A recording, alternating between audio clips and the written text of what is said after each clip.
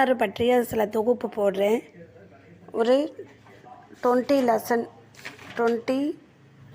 Lesson போடுறேன். கண்டிப்பாக பாருங்கள், சப்ஸ்கிரைப் பண்ணுங்கள். ரொம்ப இம்பார்ட்டண்ட்டு அதில் ஆன்சர் கீயோட அந்த தொகுத்து போட்டுட்ருக்கேன்.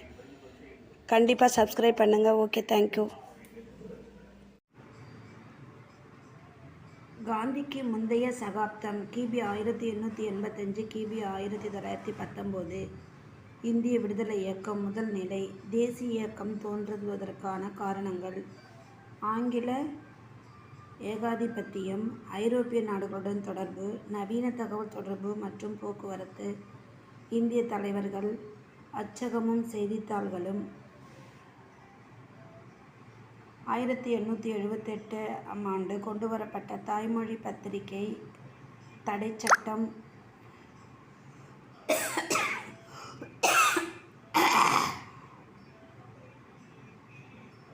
ஆண்டு கொண்டுவரப்பட்ட தாய்மொழி பத்திரிகையாக தடை சட்டம் பத்திரிகையை சுதந்திரத்தை பறித்தது. 1857 ஆண்டு புரட்சி. இன பாகுபாடு. இல்பர்ட் மசோதா இந்தியர்களுக்கு எந்த பலனும் அளிக்கவில்லை. இதனால் ஆங்கிலேயர்களிடமிருந்து சரியான நிதியை எதிர்பார்க்க முடியாத நிலை ஏற்பட்டது. இது தேசியம் வளர்வதற்கு வழிவகுத்தது. காந்திக்கு முந்தைய சகாப்தம் கிபி 1885 கிபி 1919. 833 1853 சாசன சட்டத்தின்படி இந்தியர்களுக்கு பல்வேறு உயர் பதவிகள் அளிக்கும் பொருட்டு நிறைவேற்றியது. ஆனால் எந்த இந்தியருக்கும் உயர் பதவி வழங்கப்படவில்லை. 1878 கொண்டுவரப்பட்ட ஆயுத சட்டமும் மற்றும் பிராந்திய மொழி சட்டங்களும் இந்தியர்களின் தேசிய உணர்வுகளை மேலும் அதிகப்படுத்தின.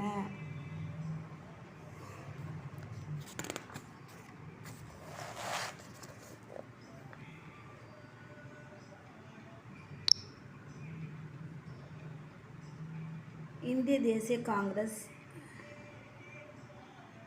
1885 ஆங்கில அதிகாரி ஓய்வு ஆலன் ஆக்டேவின் ஹியூம் ஆலோசனையில் பேரில் இந்திய தேசிய காங்கிரஸ் இந்தியன் நேஷனல் காங்கிரஸ் தோற்றுவிக்கப்பட்டது. முதல் கூட்டம் மும்பை. W.C. பானர்ஜி தலைமை. 72 பிரதிநிதிகள் இம்மாநாட்டில் கலந்து கொண்டனர். பிரேவ் 72 முக்கியமானவர்கள்: தாதாபாய் நவ்ரோஜி, சுரேந்திரநாத் பானர்ஜி, மதன் மோகன் மாலவியா, கோபாலகிருஷ்ண கோகலே, சுப்பிரமணிய ஐயர், M.G. ரனாரே, பெரோஷா மேக்தா. இந்திய தேசிய காங்கிரசின் நோக்கங்கள்: சட்டமன்றங்கள் விரிவுபடுத்தப்பட வேண்டும். அதிகப்படியான பிரதிநிதித்துவம் வழங்கப்பட வேண்டும். கல்வியை பரப்ப நடவடிக்கை மேற்கொள்ள வேண்டும். பத்திரிகை சுதந்திரம் வழங்கப்பட வேண்டும். இந்திய நிர்வாக பணி தேர்வுகளை ICS இந்தியாவிலேயே நடத்த வேண்டும். இராணுவ செலவுகளை குறைக்க வேண்டும். வழிமுறையை எளிமையாக்க வேண்டும் மற்றும் அயல்நாட்டு பொருட்களுக்கு இறக்குமதி விதியை அதிகரிக்க வேண்டும். இந்தியர்களை உயர் பதவிகளில் நியமிக்க வேண்டும். லண்டனில் உள்ள இந்திய கவுன்சில் சபை கலைக்கப்பட வேண்டும். மிதவாதிகள்.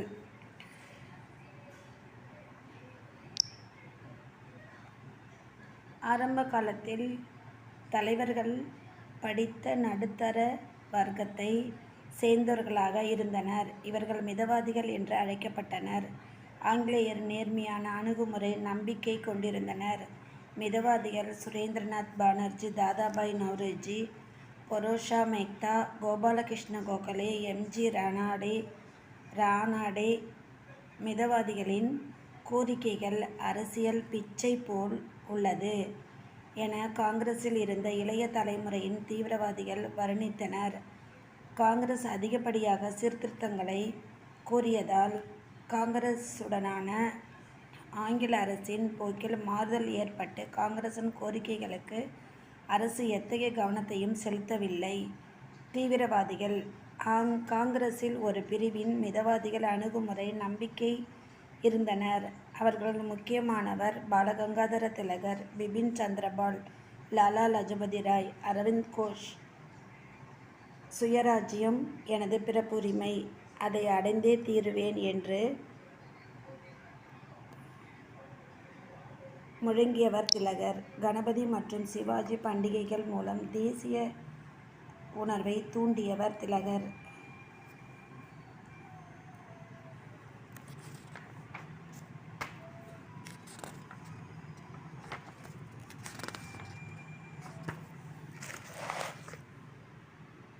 வங்கப் பிரிவினை 1905ஆம் ஆண்டு ஹர்ஷன் பிரபு வங்கப் பிரிவினையை மேற்கொண்டார். கிழக்கு வங்காளம், அஸ்ஸாம் ஒரு மாகாணம், மேற்கு வங்காளம், பீகார் இன்னொரு மாகாணம். இந்துக்களையும் முஸ்லிம்களையும் பிரிப்பதற்காக செய்யப்பட்ட சூழ்ச்சி என்று இந்தியர்கள் கருதினர்.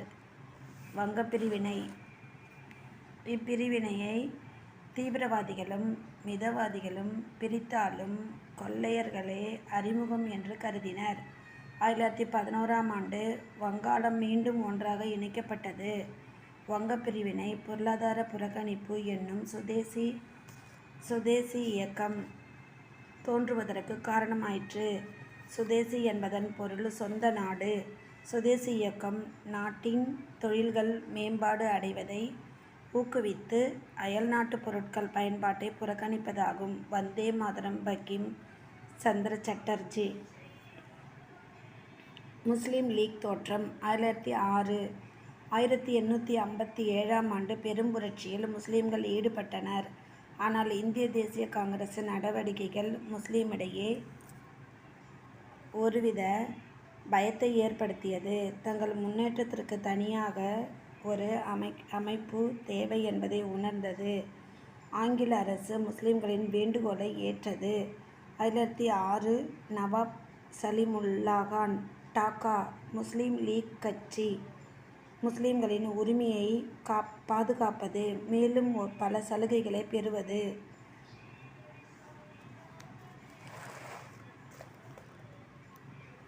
ஆங்கிலேயருக்கு விசுவாசமாக நடந்து தனி தொகுதி பெறுவது.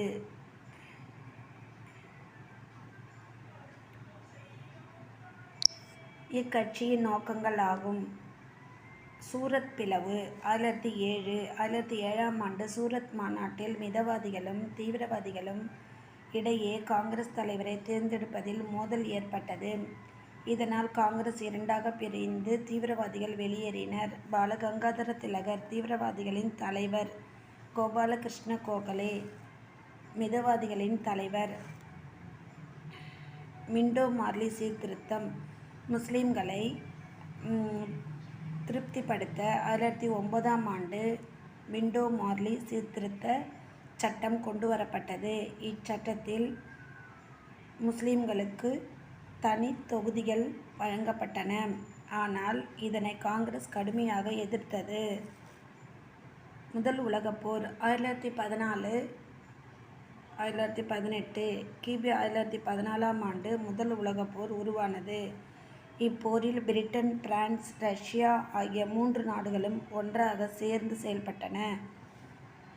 இப்போரில் ஆங்கிலேயர் சார்பில் இந்தியர்கள் தீவிரமாக பங்கு பெற்றனர். இதன் மூலம் ஆங்கிலேயர்கள் தங்களுக்கு பொறுப்பாட்சி வழங்குவார்கள் என்ற நம்பிக்கை இந்தியர்களுக்கு ஏற்பட்டது.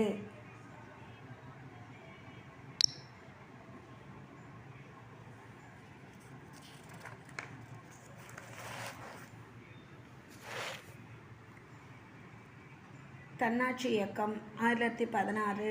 1916 பாலகங்காதர திலகர் மும்பையில் தன்னாட்சி கழகம், அன்னி பெசன்ட் சென்னை தன்னாட்சி கழகத்தின் கிளை.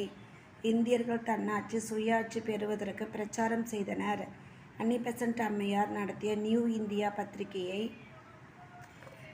பத்திரிகையை ஆங்கில அரசு தடை செய்தது.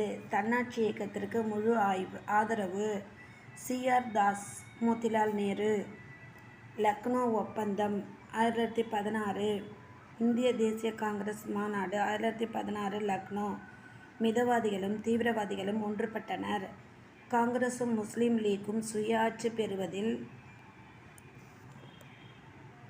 ஒருவருக்கொருவர் ஒத்துழைப்பு நல்கிட ஒப்பந்தம் ஒன்றில் கையெழுத்திட்டனர். இந்த மாநாட்டில் தான் ஜவஹர்லால் நேரு காந்தியை முதலாக சந்தித்தார். ஆகஸ்ட் அறிக்கை 1917 இந்தியாவின் எதிர்கால அரசியல் சீர்திருத்தங்கள் பற்றியும் இந்தியாவில் படிப்படியாக தன்னாட்சி நிறுவனங்கள் ஏற்படுத்தும் என்றும் இவ்வறிக்கை உறுதியளித்தது. இதனால் தன்னாட்சி இயக்கம் படிப்படியாக முடிவுக்கு வந்தது. மாண்டேகு சேம்ஸ்போர்ட் சீர்திருத்தம் 1919 மத்திய மற்றும் மாகாண சட்டமன்றம் விரிவுபடுத்தப்பட்டன. மாகாணங்கள் இரட்டை ஆட்சி முறை அறிமுகப்படுத்தப்பட்டது. இச்சட்டத்தின்படி ஆங்கிலோ இந்தியர், சீக்கியர்கள், கிறிஸ்தவர்கள் ஆகியோர்களுக்கு தனித்தனி தொகுதிகள் வழங்கப்பட்டது. எனினும் இந்திய தேசிய காங்கிரசின் இச்சட்டத்தை நிராகரித்தது. இச்சட்டத்தை வெளியிட்டது ஆங்கிலேயர்கள் பெருந்தன்மையற்ற செயல் எனவும் அதனை ஏற்றுக்கொள்வது இந்தியருக்கு மதிப்புடையதாகாது என்றும் விவரித்தவர் அன்னி பெசன்ட். ரவுலட் சட்டம் 1919 ஆங்கில அரசு இந்திய சுதந்திர போராட்டத்தை தீவிரமாக எதிர்கொள்ள 1919 ரவுலட் சட்டத்தை கொண்டு வந்தது. இச்சட்டத்தின்படி உத்தரவின்றி எவரையும் கைது செய்யவும் விசாரணையின்றி சிறையில் அடைக்கவும் ஆங்கில அரசுக்கு அதிகாரம் வழங்கப்பட்டது. இதனை எதிர்த்து 1919 ஏப்ரல் 6 நாடு முழுவதும் கடை அடைப்பு மற்றும் மறியல் போராட்டங்கள் மேற்கொள்ளப்பட்டன. ஜாலியன் வாலாபாக் படுகொலை 1919 ஏப்ரல் 13 பஞ்சாபின் முக்கிய தலைவர்கள் டாக்டர் சத்யபால், டாக்டர் சையுதீன் கிச்சலு ஆகியோர் கைது செய்யப்பட்டனர். இதனை எதிர்த்து சுமார் 10,000 மக்கள் அமிர்தசரஸில் உள்ள ஜாலியன் வாலாபாக்கில் பூங்கா அமைதியாக கூடியிருந்தனர்.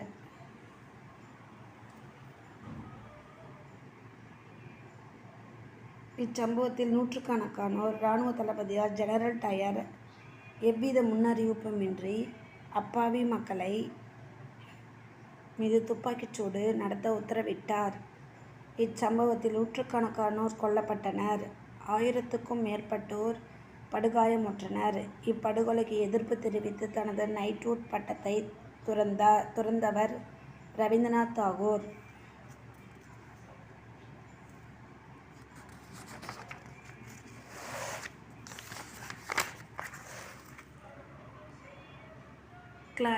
கிலாபத் இயக்கம் 1919 உலக முஸ்லிம் மக்களின் சமய தலைவராக காலிப் அவமதிக்கப்பட்டார். எனவே ஆங்கில அரசுக்கு எதிரான இந்தியாவில் முகமது அலி என்ற அலி சகோதரர்களால் கிலாபத் இயக்கம் தொடங்கப்பட்டது. முஸ்லீம் லீக் கட்சியும் காங்கிரஸ் கட்சியும் நெருங்கியவர நல்ல சந்தர்ப்பம் என எண்ணி காந்தி முழு மனசுடன் கிலாபத் இயக்கத்தை ஆதரித்தார்.